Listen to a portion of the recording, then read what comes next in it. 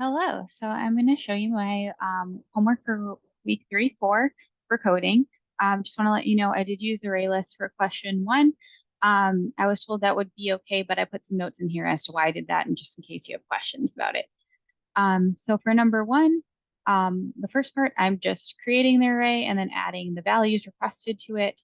Then I'm printing it out and the element associated with it so you can see the array. And then in part A, I'm programmatically subtracting the value of the first element from the value from the last element of the array, and then I'm outprinting the result. And then part B, I'm adding a new aged array and then like printing out the new array out again so you can see that it got added properly. And then I'm using a loop to iterate through the array and calculate the average from there. So I'm going to go ahead and run this so you can see my output below. And everything appears to be correct. We have the output that was requested. All right, for number 2, it's actually 2 through 6. My answers to 3 and 4 are here at the top.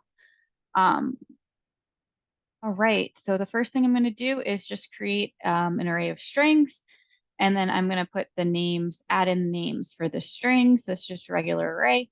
Part A is at here and at the bottom. The method is at the bottom, but I'm calling the method here and printing it out to console. Part B, using a loop to iterate through the array again and concatenate all the names together, separated by a space. That's what I'm doing here with this for loop. And then I'm printing it out to console. Number 5, create a new array of integers called name length. Write a loop to iterate the previously created array and add the lengths to each name to the names array. That's what I did there. And print. And then, or number 6 is we're going to iterate over the names of this array and calculate the sum of all elements in the array and print to console. And then A, as I mentioned before, that is my enhanced loop that I used to calculate the average number of letters per name. So I'm going to go ahead and run this for you so you can see all the answers and everything looks great. So we're going to move on to number 7. Number 7 does involve input. Basically, I'm just taking any word that I input, and then I expect however amount of times that you put in there, and then it's supposed to return that number concatenated against itself. So I'm going to go ahead and run this. All right, so I'm going to input my word. It's just going to be hello 3 times. There we go. All right, number 8, write a method that takes 2 strings, first name and last name, and returns the full name. So I also made this so it would take user input. So I'm just going to put Jane Doe in here and we get the full name. All right, number 10. Write a method that takes an array of a double and returns the average of all elements in the array. I'm going to go ahead and run this just because of the time we've got here. We've got the average.